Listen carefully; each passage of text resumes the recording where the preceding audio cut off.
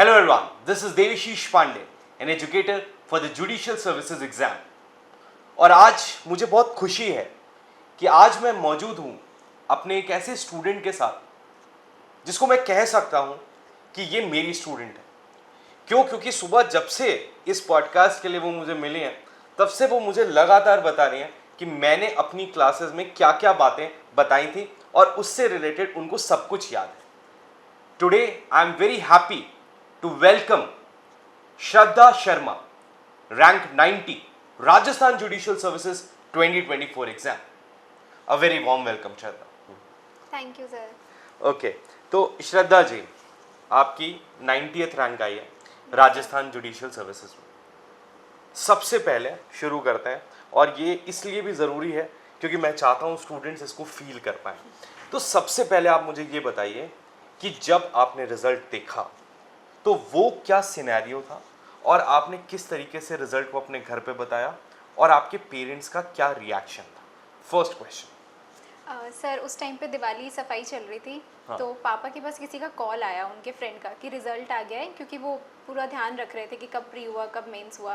तो तब हमें पता लगा कि रिजल्ट आया है। उसके बाद मैं तो बहुत ज़्यादा ऐसे शॉक में ही चली गई कि रिजल्ट आ गया, और मैं बिल्कुल रेडी नहीं थी। हाँ। तो पापा ने और मेरा छोटा भाई है यशु, उन दोनों ने मेरा रिजल्ट देखा और मम्मी भगवान की पूजा करने में लग गई कि बस अब अच्छा, तो जब हो से जाए। सुना तब से? हाँ। जैसे ही सुना तुम पूजा हाँ। करने बैठ गई? हाँ। हाँ, और मैं तो थोड़ा ऐसे रो रही थी और मैं होप कर रही थी कि बस हो जाए। फिर यशु ने मेरा रिजल्ट देख के बताया कि मेरा 90th पे है। देन पापा ने उसे डबल चेक किया, फिर आधार कार्ड निकाल कर लेके आए, एक डिटेल चेक की कि मेरा ही है ना वो। नहीं, वो होता ही है, जो रियलाइजेशन होता है रिजल्ट का, इट टेक्स सम टाइम, वो थोड़ा सा समय लेता है। उसके बाद फिर क्या मम्मी के क्या शब्द थे या पिताजी को कैसा लगा? मतलब मैं जानना चाहता हूँ कि आपने जब उनको शायद मैं वाकई में बोलूँ आज के की स्थिति में जितने भी जुडिशियल एस्पिरेंट्स हैं, अगर आप लोग जज बनते हो ना तो आप लोग अपने माँ बाप को जो खुशी देते हो ना उसका कोई कंपैरिजन नहीं है। तो मैं जानना चाहता हूँ उनके क्या वर्डिंग्स थे और उनका क्या रिएक्शन था? सर फर्स्ट 1 आवर तो हम लोगों ने काफ़ी लोगों को भेजा, लाइक मेरे भैया को भेजा और भी 2-3 मेरे फ्रेंड्स को भेजा कि कंफर्म करके बताओ कि ये रिजल्ट तो मेरा ही है ना। और मम्मी तब तक भी सिर्फ पूजा ही कर रही थी। फिर जब कंफर्म हो गया 4-5 जगह से, तब जाके हम लोग फाइनली हम सब गए, फिर भगवान को थैंक यू बोला। तब ऐसा लगा कि ओके कुछ तो हुआ है, मतलब उसके बाद हमने सिंक इन करना स्टार्ट किया चीज़ों को। सब काफ़ी खुश थे। करेक्ट, बढ़िया, बहुत सही। तो अब आप बताइए, अच्छा जिस दिन से रिजल्ट आया उसके बाद से आपने क्या चेंजेस देखे अपने आसपास की सराउंडिंग्स में? मतलब एक लड़की जो पिछले बहुत समय से बहुत मेहनत कर रही थी जुडिशियल ऑफिसर बनने के लिए, बहुत सारे एग्जाम्स दिए, आपकी सारी जर्नी की हम बात करेंगे, प्रिपरेशन की डिटेल में हम बात करेंगे, और अचानक से वो जुडिशियल ऑफिसर बन गई और आज लगभग 1 महीना होने वाला है हमारे इस पूरे रिजल्ट को। तो क्या चेंजेस आपने अपनी सराउंडिंग्स में देखे जो बताएंगे जी? सबसे पहले तो फ्रेंड्स काफ़ी चेंज हो गए, लाइक जिन्होंने साल भर से कभी बात नहीं करी थी, 2 साल से बात नहीं करी थी, उन सब के मैसेजेस कॉल्स आने लगे। सोसाइटी में ऐसे लोग जो कभी मम्मी पापा से बोलते नहीं थे या हमारे घर पर नहीं आए, उन्होंने आना स्टार्ट किया। उन्होंने पापा मम्मी को कॉल करके कंग्रेचुलेट किया। तो आई थिंक ये मुझसे ज़्यादा उनके लिए बड़ी बात थी। ये बहुत सही बात आपने बताई। ये तो को एक बात मैं आप सभी को बता दूं, श्रद्धा जी अभी यहाँ पे बोलेंगी नहीं, लेकिन इस लिस्ट में कि जो लोग पहले नहीं याद करते उसमें शायद मैं भी आ जाता, क्योंकि रफली 3 साल से आप मुझसे पढ़ रही हैं या कनेक्टेड हैं।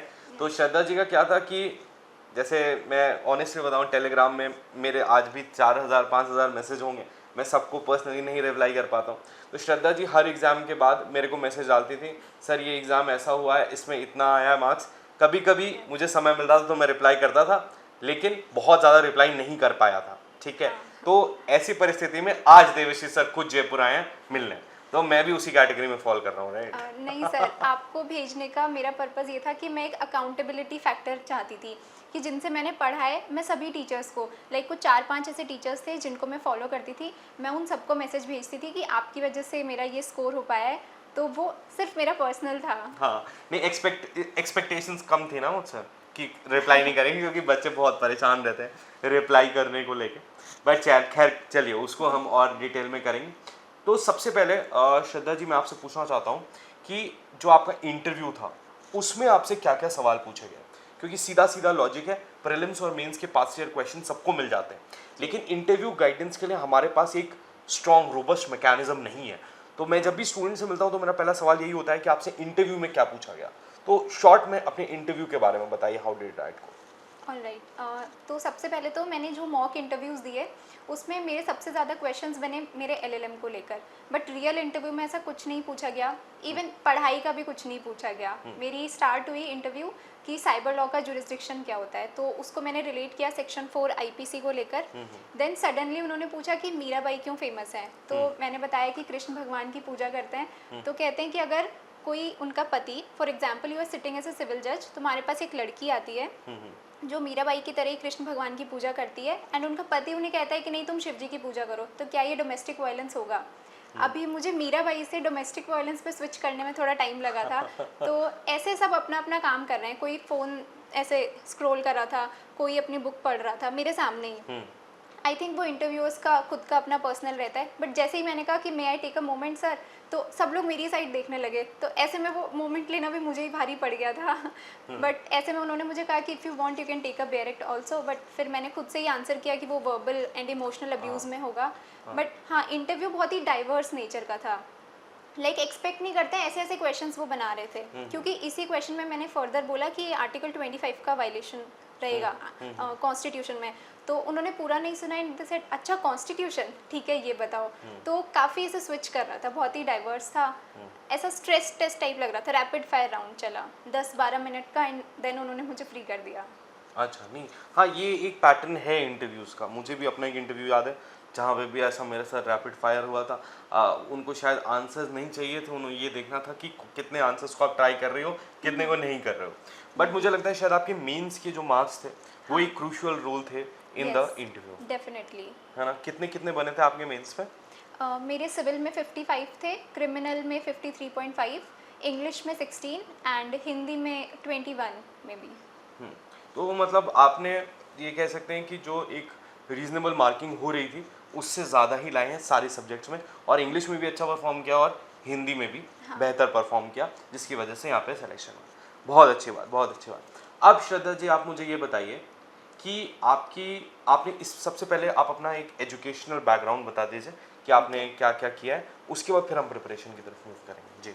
ठीक है, तो सबसे पहले मैंने लॉ किया from JEC university.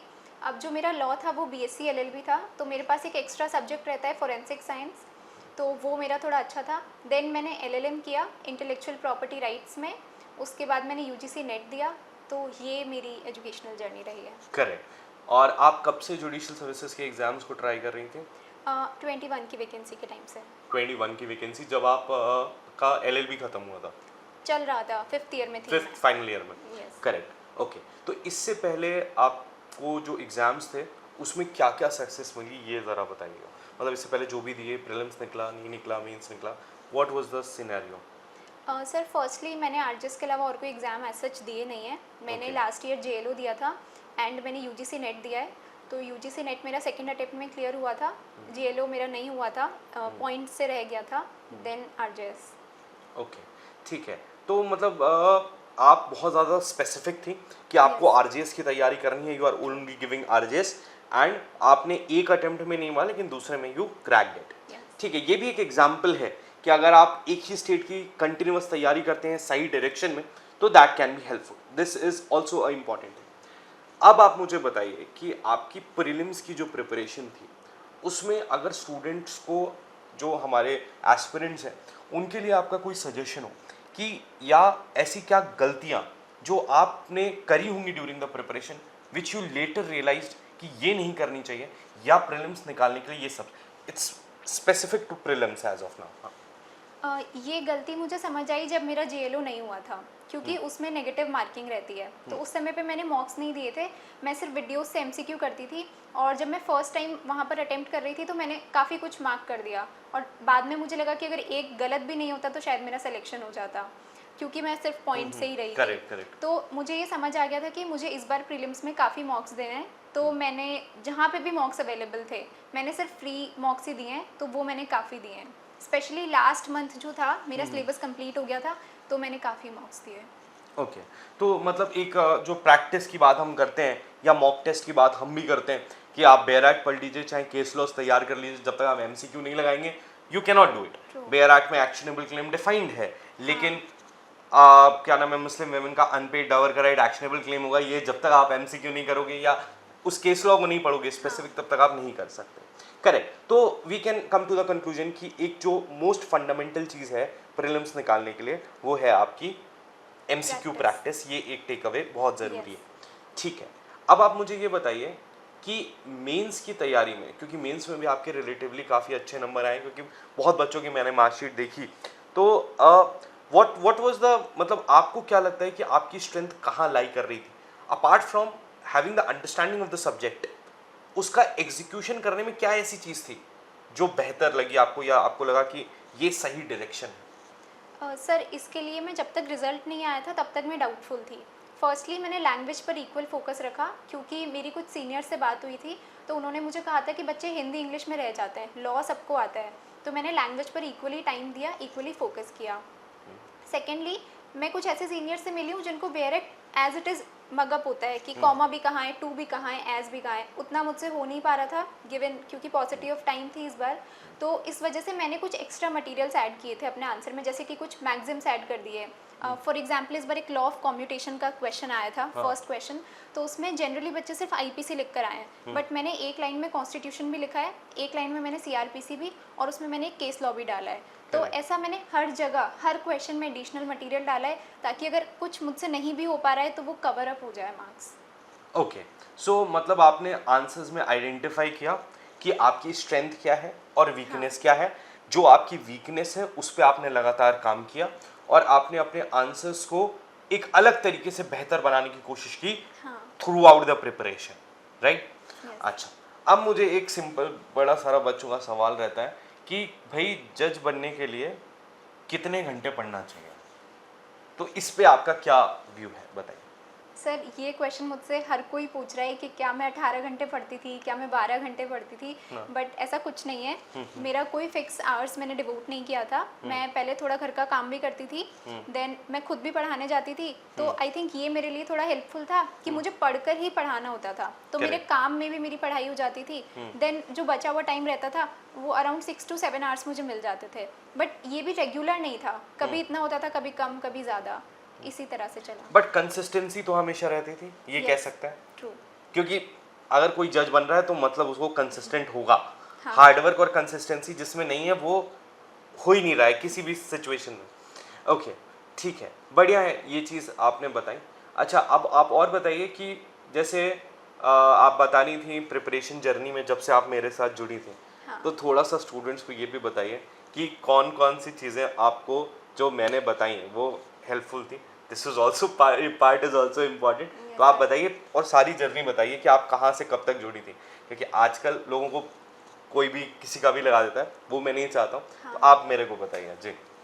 Sir firstly मैं एक चीज़ मेंशन करना चाहूँगी जो कि आपने स्पेसिफिकली आरजेएस वैकेंसी के लिए अपने वीडियो में बताई थी कि इस बार वाली वैकेंसी बहुत ज़्यादा नंबर में आई है, और आपसे एक गलती हुई थी कि आपने यूपी की वैकेंसी को बहुत हल्के में ले लिया था आपके फर्स्ट अटेम्प्ट में। तो वो चीज़ आपने बहुत दुख के साथ बताई थी और मैं दिल से चाहती थी कि मेरे साथ ऐसा ना हो। तो मैंने बहुत ही सीरियसली लिया, मैंने बिल्कुल लाइटली नहीं लिया था इसको। सेकेंडली सर मैं आपके साथ अन अकेडमी के टाइम से हूँ। हाँ, मतलब जब आपका 2021 में फर्स्ट आरजेएस आपने दिया था। हाँ, ओके, हाँ, उस टाइम मुझे इतना यूट्यूब एक्सप्लोर करना आता नहीं था, तो वो मेरी उस समय पे एक गलती रही थी। फिर मैंने धीरे धीरे यूट्यूब चलाना सीखा, फिर मुझे समझ आया कि ओके यहाँ भी पढ़ाई होती है, तो तब मैं आपके चैनल को देखना स्टार्ट किया। स्टार्टिंग मेरी हुई थी जब मैंने एमसीक्यू देखे थे सर के, तो मुझे काफ़ी अच्छे लगे। आई स्टिल रिमेंबर जो फर्स्ट वीडियो था कि मुझे ऐसा था कि अब मुझे सिर्फ सर से ही पढ़ना है ये सब्जेक्ट। आपने सीपीसी का एक ऑर्डर 18 रूल 1 2 3 बताया था, वो चीज़ मैंने कभी पढ़ी ही नहीं थी। मैं ऐसे थी ऐसा तो हो ही नहीं सकता, क्योंकि उस समय पे मैं सीपीसी पढ़ रही थी, तो मैंने उसी टाइम बेरेट खोल के चेक किया। मैं ऐसे थी कि नहीं, सर ने जो पढ़ाया वो सही पढ़ाया, और उसी दिन से मैंने सर से पढ़ना स्टार्ट कर दिया था। अच्छा, और आपने कौन कौन से मेरे लेक्चर्स आपको ओवरऑल अच्छे लगे, मतलब कहाँ पे क्या क्या आपने देखे जो आपको लगा कि मतलब ठीक है, चलो सर कम से कम ऐसा बता रहे हैं जो यूज़फुल है जुडिशरी के लिए? सर बहुत सारे लेक्चर्स हैं, लाइक बताने के लिए कमी हो जाएगी। जैसे कि सीपीसी सीआरपीसी तो आप बहुत ही अच्छा पढ़ाते हैं। अभी रिसेंटली सर की सीआरपीसी की सीरीज़ थी, उसमें सर ने एक केस भी बताया था, DGS association versus state of Gujarat करके, तो वो मुझे पता नहीं था। इवन मुझसे वो क्वेश्चन किसी ने पूछा था और वो गलती से आपने बता दिया तो पक्का हो गया कि ओके यही केस का नाम है। सर की बहुत सारी सीरीज़ रही हैं, स्टडी IQ पे भी एविडेंस की सीरीज़ मैंने देखी है। MCQ क्लासेस तो मैं सर की सारी ही देखती थी, क्योंकि जनरली लोग सिर्फ आंसर बता देते हैं, बट सर उसका पूरा प्रोसेस समझाते हैं, तभी मुझे वो रूल 18 वाला अभी भी मैं ध्यान आपको है। 2 चीज़ें और बता देता हूँ बस, उसके बाद फिर मैं और आपसे नहीं कहूँगा कि आपको क्या अच्छा लगा मेरे बाद। एक तो इन्होंने बताया कि सर, मैं सिर्फ इसलिए बताना चाहता हूँ क्योंकि आज मैं बहुत खुश हूँ कि एक ऐसा स्टूडेंट है जिसने मेरे बहुत सारे वीडियोस को फॉलो किया। और अभी ये इंटरव्यू से पहले श्रद्धा जी यही कह रही थी कि सर मेरे को आपकी सारी क्लासेस याद हैं। एक बार मैंने बताया था कि मैं हरियाणा का एग्ज़ाम देने गया हूँ, और हरियाणा का एग्ज़ाम देने जब मैं गया तो वहाँ पे वो सब चेन और घड़ी सब उतरवा रहे थे, तो मैं किसी उसमें बता रहा था कि आपको क्या ध्यान रखना चाहिए क्या पेपर ध्यान, देते हाँ। जाते समय। तो आई गेव दिस एग्जाम्पल कि मैं एक चेन पहने हुआ था सोने की, वो अलाउ नहीं कर रहे थे, मुझे एग्ज़ाम देना था, तो मैंने एक बाहर पान वाली दुकान को जाके वो चेन दे दी थी, ठीक है। और मैंने ये बस इतना बोला था। इतना ही बोला और था। आज जब ये श्रद्धा जी मिली, और ये कम से कम 1 साल पहले की बात होगी मिनिमम, हाँ, तो इनका पहला सवाल था, सर आप पहले मुझे बताइए कि वो चेन आपको वापस मिली थी या नहीं, आपने उस वीडियो में नहीं बताया था, और अभी तक ये चीज़ रही। द आइडिया इज दैट ये उन स्टूडेंट्स के लिए भी इम्पॉर्टेंट है जिनके मन में कभी कभी ये डाउट आता है कि क्या ऑनलाइन एजुकेशन से भी एग्ज़ाम निकल सकता है। And I believe that you are a very good example for everybody, जो अगर सही तरीके से डेडिकेटेड होकर तैयारी करेगा तो घर में रह के भी उसका एग्ज़ाम निकल सकता है। बिल्कुल हो सकता है। करेक्ट, बढ़िया। अब आप मुझे बताइए कि आपका जुडिशियल सर्विसेज की प्रिपरेशन में जनरली जब आप अपने कोर प्रिपरेशन टाइम में थी तब आपका क्या रूटीन रहता था? बाद में आपने जॉब ज्वाइन कर ली, तब का कोई प्रॉब्लम नहीं है, तब तक आपने अपना कोर्स खत्म कर लिया था। हाँ। तो जो आपका एक रूटीन रहता था उसको आप किस प्रकार बनाते थे, इस पे थोड़ा सा स्टूडेंट्स को बताइए। जब मैंने फर्स्ट अटेम्प्ट दिया था तब मैं इतनी प्रिपेयर्ड नहीं थी, मैंने सिर्फ क्रिमिनल साइड पढ़ा हुआ था, सिविल मैंने नहीं पढ़ा था, और लैंग्वेज तो मुझे लगा था कर ही लेंगे, हिंदी घर में बोलते हैं और मैं क्योंकि इंग्लिश मीडियम की स्टूडेंट हूँ। बट उस समय मेरे लैंग्वेज में मार्क्स थे 5 और 6 आउट ऑफ 30, तो वो बहुत बड़ा शौक था कि मैं इंग्लिश मीडियम स्टूडेंट हूँ, स्टिल मेरे 4 ही नंबर आए हैं, और हिंदी में तो मेरे 2 ही आए थे। तो मैंने उसी टाइम से लैंग्वेज को इक्वली फोकस करना स्टार्ट किया। मैं डेली 15 MCQ करती थी, और ये चीज़ मैंने लगभग 1-1.5 साल तक करी है, जब तक कि JLO की नेक्स्ट वैकेंसी नहीं आई। तो मैं डेली एटलीस्ट 15 क्वेश्चन तो करती ही करती थी। एमसीक्यू के मतलब एक हाँ। रूटीन वाइज, हाँ। और उनसे सीखा कि क्या कंसेप्ट गलत हो रहा है, हाँ। उस चीज़ को किया। उसके अलावा और कौन कौन सी हैबिट्स थी जो आपको लगता है कि एक एस्पिरेंट की होनी चाहिए या आपकी जर्नी में सबसे ज़्यादा महत्व लाती हैं? सर मैं वीडियोस से पढ़ती थी, क्योंकि पढ़ाई ज़्यादा नहीं हो पाती है। मेरा भी इतना अटेंशन स्पेन नहीं है कि मैं पूरा दिन कुछ चीज़ें याद कर लूँ या पढ़ लूँ। तो जैसे मैंने कुछ पढ़ा, जितनी देर मैं प्रोडक्टिव रह पा रही हूँ मैं उतना पढ़ती थी, बचा हुआ मैं वीडियो देखती थी या फिर वीडियो से मैं MCQ सॉल्व करती थी। तो ऐसा करते करते मेरी प्रोडक्टिविटी बहुत बढ़ गई और मुझे पता भी नहीं लगा कि मैंने ये पढ़ाई करी है। और वो चीज़ें याद रह गई, याद वो रहती हैं। आपका भी उसमें हाँ। बहुत बड़ा योगदान है, क्योंकि देख तो बहुत सारे लोग रहे हैं, बट क्योंकि प्रॉब्लली आप कंसंट्रेशन से देख रही थी और एक तरह से रिजल्ट ओरिएंटेड था आपका दिमाग, उस वजह से ये चीज़ हेल्प की। अच्छा, अब एक सबसे ज़्यादा जो महत्वपूर्ण क्वेश्चन स्टूडेंट्स पूछते हैं कि ये जो जर्नी रही 3 साल की, not every day was Sunny, true. बहुत सारे ऐसे समस्याएं आई होंगी, बहुत सारी चीज़ें आई होंगी, फैमिली के साइड से भी एक्सपेक्टेशंस होती हैं, हर एक माँ बाप चाहते हैं उनके बच्चे सक्सेसफुल हो लाइफ में। एग्ज़ाम्स नहीं आ रहे हैं, एग्ज़ाम्स आ रहे हैं, पेपर लीक हो जा रहे हैं, कुछ हो जा रहा है। ऐसे समय में जब आप डीमोटिवेट होती थी तो आप अपने आप को क्या समझाते थे, ये स्टूडेंट्स को बताइए। Sir I think I am blessed in this area, क्योंकि मुझे ध्यान है बहुत बार मैं रोती थी, मतलब मैं काफ़ी इमोशनल हूँ। मुझे ध्यान है मेरा JLO का रिजल्ट आया था और सामने UGC नेट का मेरा सेकंड अटेम्प्ट वाला एग्ज़ाम था। तो पापा मुझसे पूछ रहे थे कि रिजल्ट में क्या रहा, और मैं रोते रोते उन्हें आंसर कर रही हूँ और मैं नीचे वीडियो से देखकर पढ़ रही हूँ। मेरे ऐसे आंखों से आंसू निकल रहे हैं और मुझे दिख भी नहीं रहा है वीडियो में क्या है, बट मैं फिर भी पढ़ रही हूँ क्योंकि सामने एग्ज़ाम था। तो मुझे कभी आउटर मोटिवेशन की ज़रूरत नहीं पड़ी, क्योंकि मेरे फादर प्राइवेट जॉब में हैं और वो बहुत दूर जाते हैं, तो उनको जाने में भी टाइम लगता है और वो रात में भी काफ़ी लेट आते हैं, 10-11 बजे तो उनका मिनिमम टाइम है ही। तो मुझे लगता था कि जितना टाइम स्पेंड वो काम कर रहे हैं, एटलीस्ट इतना तो मैं प्रोडक्टिव रहूँ अपनी लाइफ में, क्योंकि अगर मम्मी घर पे काम कर रही हैं, पापा काम कर रहे हैं, तो मुझे कोई राइट नहीं है कि मैं सिर्फ घर पे चिल मारूँ। तो इसलिए मुझे कभी आउटर मोटिवेशन की ज़रूरत नहीं पड़ी। जब भी कभी मैं बिंज वॉच भी करती थी, ऐसा नहीं है कि सब दिन मैं सिर्फ पढ़ती थी, बट कभी भी जैसे मुझे के ड्रामास पसंद है तो मैंने देख लिया, 2 दिन मैंने पूरा बिंज वॉच किया, अब मुझे पता है कि मेरे को उतना घंटा कवर करना है, तो मैं डेली रात में 1-1 घंटा लेट जाग लूँगी या फिर वीक के एंड में वो टास्क कंप्लीट करूँगी। तो मेरी जो टू डू लिस्ट है वो वीकली कंप्लीट होती थी, और ये चीज़ हमेशा हुई है, बाई चांस ही कोई वीक ऐसा रहा जब नहीं हुई है। करेक्ट। तो जो हम लोग बोलते हैं ना कि अगर अपन स्मॉल टारगेट्स बनाएंगे और उन टारगेट्स को टाइमली अचीव करेंगे तो दैट विल, और अभी इन्होंने क्या बात कही कि शायद ही कोई ऐसा वीक रहा हो जब मेरा वीकली टारगेट कंप्लीट ना हो पाया हो। और आज हम लोग देखते हैं कि बनाते हैं और पहला ही वीक वाला कभी पूरा नहीं हो पाता, दूसरे वीक तक तो बात ही नहीं जाती है। तो that is a thing that you need to understand. ठीक है, ये हो गई बात। अब इसके बाद आपको और क्या चीज़ें लगती हैं? एक तो सबसे पहले एक उन स्टूडेंट्स के लिए भी बताइए जो अभी बिल्कुल तैयारी शुरू कर रहे हैं, ठीक है, या फिर वो लॉ स्कूल में हैं, और आप उनको क्या सजेशन देना चाहोगी कि वो कैसे चीज़ों को ध्यान रखें कि आगे चीज़ें अच्छी रहें? सर मुझे ऐसा लगता है क्योंकि अब जुडिशरी में कंपटीशन बहुत है, तो अगर बैकअप ऑप्शन की तरह जुडिशरी को रखा हुआ है तो नहीं होगा। बाई चांस अगर किसी का हो भी गया तो उनको हमें एग्जाम्पल की तरह नहीं लेना चाहिए। तो सबसे पहला तो ये बैकअप ऑप्शन नहीं होना चाहिए, सिर्फ अल्टीमेट हमें इसी को ध्यान में रखते हुए करना है, अदरवाइज़ पढ़ने का भी मन नहीं करता है। सेकेंडली मुझे लगता है कि अगर कोई अच्छा मेंटोर मिल जाए तो बहुत अच्छा रहेगा, क्योंकि मैं काफ़ी ब्लेस्ड हूँ, मुझे बहुत अच्छे टीचर्स मिले, बहुत अच्छे फ्रेंड्स, फैमिली का भी काफ़ी सपोर्ट रहा, तो इस वजह से मैं कभी इतना डीमोटिवेट हो ही नहीं पाई। नहीं, ये तो है, मतलब मुझे लगता है कि कोई भी एक्सटर्नल सपोर्ट से ज़्यादा बेहतर होता है अपनी इमीडिएट फैमिली और फ्रेंड्स का सपोर्ट। वो जिसके पास होता है तो वो एक एडेड एडवांटेज तो होता ही है। नहीं, बहुत बढ़िया बात कही श्रद्धा जी आपने, ठीक है, ही रही। अब एक बात और बताइए मेरे को कि जैसे नोट्स के बारे में आपका क्या कहना है? मतलब मैं तो ऐसा मानता हूँ कि अगर कोई भी जुडिशियल ऑफिसर बना है तो उसने नोट्स बनाए हैं, ठीक है, बिना नोट्स के कोई जज नहीं बनता, ऐसा मेरे को लगता है। तो आप बताइए आपने कैसे नोट्स बनाए थे, या नोट्स बनाना कितना इंपॉर्टेंट है किसी भी स्टेज ऑफ द प्रिपरेशन के लिए? आप प्लीज एक बार स्टूडेंट्स हो जाए।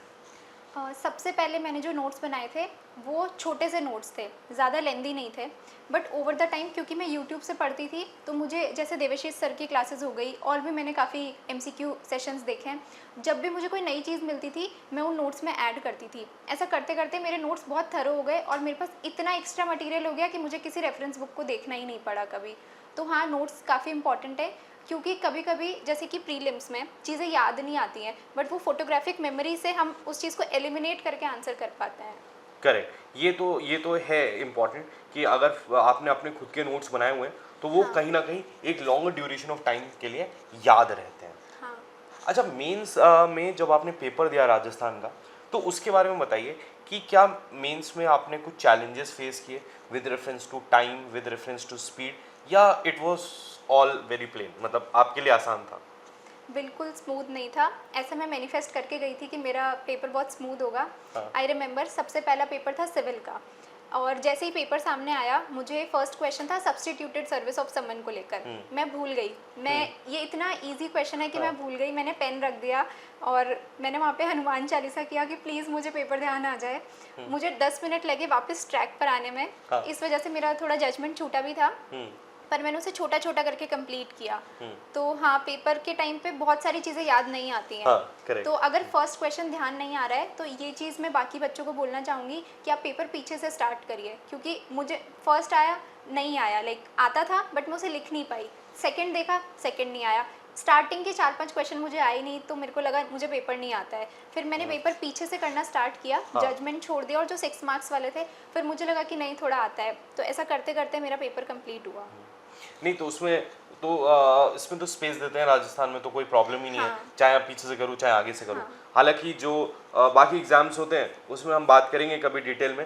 देखो, ऐसे लॉजिकली आप बोलो तो आप पीछे से पेपर कर सकते हो, there is no nothing wrong in that, but मैं जनरली सजेस्ट करता हूँ कि थोड़ा सा ना साइकोलॉजिकली जो चेक कर रहा होता है उसको डिफिकल्ट होता है, पीछे से वो बार बार आइडेंटिफाई करना पड़ेगा ये कितने नंबर का है। अगर वो एक स्ट्रेट फॉर्मेट में रहेगा तो शायद उसके लिए थोड़ा सा ईजी होगा, तो मार्क्स में थोड़ा फ्लक्चुएशन हो सकता है। खैर, उसके लिए हम डिटेल में बात करेंगे। तो ये मेन चीज़ें हैं इनकी प्रिपरेशन के लिए। यहाँ पे जो एक बहुत इम्पॉर्टेंट चीज़ मुझे लगी कि वेरी सिंपल गर्ल जो कि born and brought up in Rajasthan, सारा ग्रेजुएशन पोस्ट ग्रेजुएशन, मैं अभी इनसे पूछ रहा था कि 4 जगह बता दो मैं जयपुर में कहाँ जाऊँ तो इन्होंने कहा सर मैं कहीं गई ही नहीं हूँ ज़्यादा, सिर्फ घर में रह के अच्छे से चीज़ों को समझा, एक सही स्ट्रैटेजी को अडॉप्ट किया, बेतहाशा मेहनत की। यहाँ पे कैमरे में ये इतनी एक्सप्रेसिव नहीं हो पा रही हैं जितनी ये पहले हो रही थी, बट ठीक है। आइडिया ये है मेरा समझाने का कि यार ये एक लाइव एग्जाम्पल है कि आप कहीं पे भी हैं, आपके पास कितने भी रिसोर्सेज हैं या नहीं हैं, ये उतना मैटर नहीं करते हैं अगर आपका एफर्ट्स, आपका डेडिकेशन या आपके अंदर से इच्छा जो है ना वो स्ट्रांग है। That is the live example Shraddha Sharma ji, rank 90 RJS 2024। तो अब श्रद्धा मैं आपसे एक लास्ट मैसेज चाहूँगा हमारे स्टूडेंट्स के लिए। आपको मैं 2 मिनट दे रहा हूँ, आपको जो मन कर रहा है, जो आपको सही लगता है, या आप अपने जूनियर्स मान लीजिए या आपके साथ वाले पीयर्स मान लीजिए, उनको इस जर्नी में आप एक मैसेज देना चाहते हो कि bro you have to understand this, तो आप क्या बोलोगे? सर बट इससे पहले मैं आपको कुछ चीज़ें बताना चाहूँगी हाँ। कि सर ने NI बहुत अच्छा पढ़ाया है, क्योंकि राजस्थान में सिर्फ चैप्टर 17 आता है, बट क्योंकि सर ने इतना अच्छा पढ़ाया था मैंने पूरा NI एक्ट पढ़ा है, जो कि मेरे कभी काम नहीं आया, बट स्टिल मुझे आज तक चीज़ें याद है। वो क्रॉस चेक भी सर ने समझाया था। हाँ। तो इसीलिए सर बहुत अच्छा पढ़ाते हैं। सेकेंडली सर जो केस लॉ समझाते हैं वो तरीका थोड़ा यूनिक है, वो लास्ट तक याद रहता है, हमें पता नहीं लगता, वो बस याद रह जाता है। क्योंकि मुझसे इंटरव्यू में एक क्वेश्चन पूछा था तो मैं सर का बताया हुआ केस आंसर करना चाह रही थी, बट वो थोड़ा रैपिड फायर था तो मैं कर नहीं पाई, बट सर का केस लॉस पढ़ाने का तरीका बहुत अच्छा है। बस थैंक यू सो मच। मतलब अच्छा लगता है जब स्टूडेंट्स मतलब एक फुलफिलमेंट होता है। जैसे मैं आज बात भी कर रहा था ना कि भले अपन जज नहीं बन पाए, लेकिन अब जब स्टूडेंट से मिलते हैं और मेरे पढ़ाए हुए बच्चे जज बनते हैं तो एक सेटिस्फैक्शन है लाइफ को लेकर। Thank you so much Shraddha ji. But अब now your one point pin pointed message to every judicial aspirant कि उसको क्या करना चाहिए क्या नहीं करना चाहिए, आप 2 मिनट में समझा दीजिए। ओके, सबसे पहले तो मैं सर की ही बात से स्टार्ट करूँगी। सर ने काफ़ी क्लासेस में, एक बार नहीं ऐसा बहुत बार, एटलीस्ट 10-15 टाइम्स तो मैंने ही सुना है, सर हमेशा कहते थे कि मेरा वो टाइम निकल गया बट तुम लोग ये गलती मत करो। तो हर बार वो चीज़ मुझे हिट करती थी कि मुझे ऐसे टाइम पे नहीं पहुंचना। नो डाउट टीचिंग बहुत अच्छा प्रोफेशन है, बट कहीं ना कहीं थोड़ा सा सेटिस्फैक्शन नहीं मिलता कि जो बनना चाहते थे वो तो हम बन ही नहीं पाए।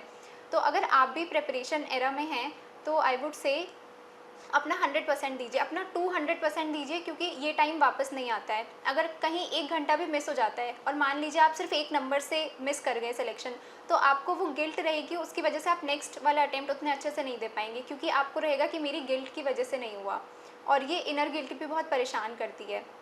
एक और चीज़, जैसे कि मुझसे अभी काफ़ी लोग पूछ रहे हैं कि डिस्ट्रैक्शंस को कैसे मैनेज करें, कितना घंटा हमें पढ़ना चाहिए। तो क्योंकि मैंने इतना आर्ट्स के अकॉर्डिंग पढ़ाई नहीं करी, बट जितना पढ़ा उतना प्रोडक्टिविटी से पढ़ा। हमें खुद को समझ आता है कि कितना टाइम हम प्रोडक्टिवली दे पा रहे हैं, तो वो हमें अच्छे से पढ़ना है। दूसरी बात रही डिस्ट्रैक्शंस की, तो मुझे लगता है कि motivation comes from with in. जब तक आपको लगेगा कि आपके पास सारी लग्जरीज हैं और आपको सिर्फ एक बैकअप ऑप्शन की तरह जुडिशरी रखना है, तो कभी नहीं हो पाएगा।